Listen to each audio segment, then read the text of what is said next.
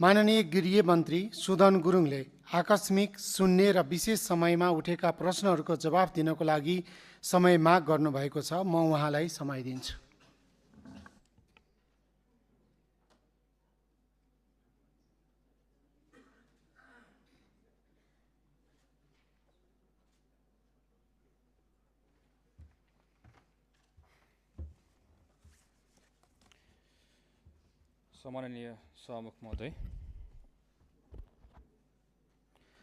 सम्माननीय सभामुख महोदय, गृह मन्त्रालयको प्रमुख जिम्मेवारीको रूपमा रहेको विपद व्यवस्थापनको विषयमा गृह मन्त्रालय सदैव संवेदनशील रहेको छ।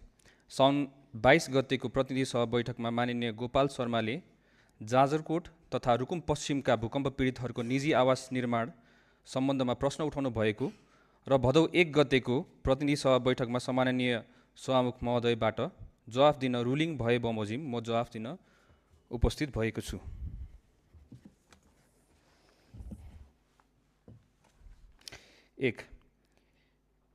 एक परिवारबाट एकजना भन्दा बढी लाभग्राही नहुने व्यवस्था कानुनमा रहेको छ, तर लाभग्राही कायम गर्नुपर्ने अवस्था भएमा विपद घटना हुनु अगाडि अंशबन्डा भएका वा अलग बसेको हुनुपर्नेछ।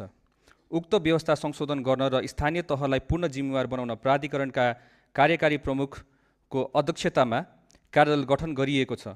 कार्यदलबाट संशोधनको गृह कार्य भइरहेको जानकारी गराउन चाहन्छु। 2.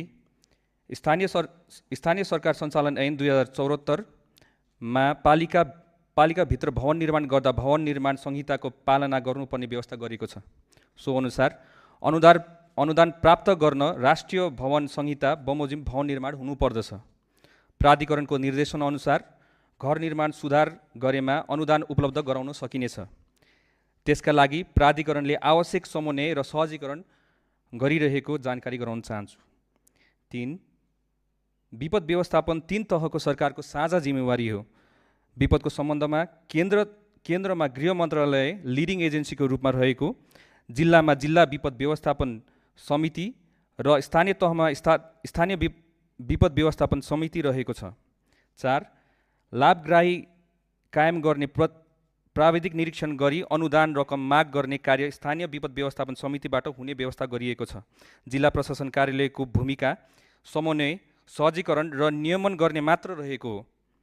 यस बमोजिमको कार्य जिल्ला प्रशासन कार्यालयबाट निरन्तर रूपमा सम्पादन भइरहेको बेहोरा सम्माननीय सभामुख मार्फत सदनलाई जानकारी गराउन चाहन्छु। धन्यवाद।